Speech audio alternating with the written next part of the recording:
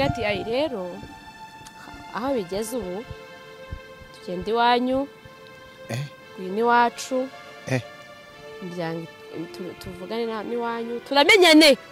yewe na sister wanjye umwe umumenye nta n'umuzi ubwo ubona abana bakundana umwaka umwe bakahita bibanira ukumva ni ikibazo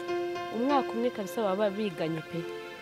ariko wowe uwa kabiri uwa gatatu uwa kane ndi mushiki wawe uzi ikintu kirenze se kinababaje kinatangaje iri twamenyanye uko twamenye utaramanajinga na Vestine none barabashingiye baramushingiye uriya mwana uzi imyaka murusha ni ibirori ndetse n'ibyishimo kuri Irene ndetse na Aisha aba bakaba bamaze gushyira hanze amatariki bazakoreraho ubukwe bwabo mu minsi yashize nibwo hagaragaye amafoto ndetse n'amavideo agaragaza Aisha ndetse na Irene bari kugirana ibihe byiza ndetse bagaragara nk'abantu bari mu rukundo ubu bakaba bamaze gushyira hanze amatariki bazakoreraho ubukwe bwabo ni abasitari twamenye cyane hano ku mbuga nkoranyambaga by'umwihariko kuri YouTube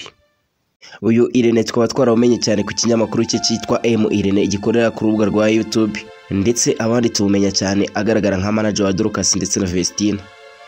ibi nawe ikindi Aisha twaba twaramenye cyane muri comedy ubwo yakinanaga na Banyakiso ndetse na Bapatino ni bamwe mu basitari bari bakunzwe cyane hano muri sinema nyarwanda ndetse kandi bakinakunzwe ubu bakaba bamaze gushyira hanze amatariki ubukwe bwabo buzaberaho Aisha ndetse na Irene banyuze ku rubuga rwabo rwa Instagram bakaba bavuze ko ubukwe bwabo buzaba tariki 25 z'ukwezi kwa 12 mwaka wa 2025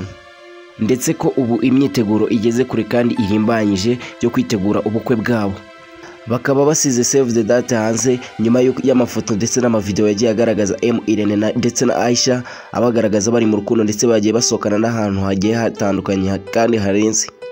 amafoto ndetse n'amavideo yagiye agaragara no ku mbuga nkoranyambaga wabonaga ko yagaragaza Irene ndetse na Aisha nk'abantu bari mu rukundo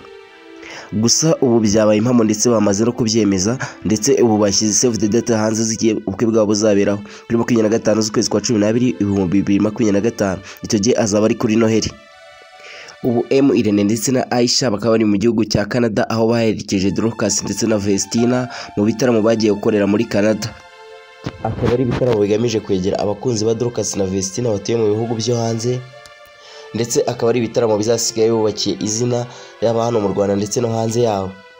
ni inkuru yatunguye abantu benshi cyane hano ku mbuga nkoranyambaga bakimara kumva save the date za Aisha ndetse na Irene bibajije ati se Aisha ko yari yavuze ko atazashakwa n'umugabo utari CTU ibyo Aisha bivuze ubwo yatandukanaga na Nyagiso ahita yita abasore bose amagweja ko umusore udakora muri CTU atamubera umugabo ndetse ko nta nicyo babavugana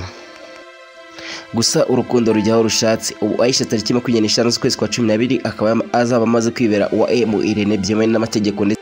Aisha na Irene tuboneraho kwifuriza imyiteguro myiza ndetse no kuzagira ubukwe bwiza wari kumwe na Ndigi umwana ubikora ubikunze niba ari ubwa mbere ugeze kuri channel ya YouTube kandi subscribe ukore share ndetse na comment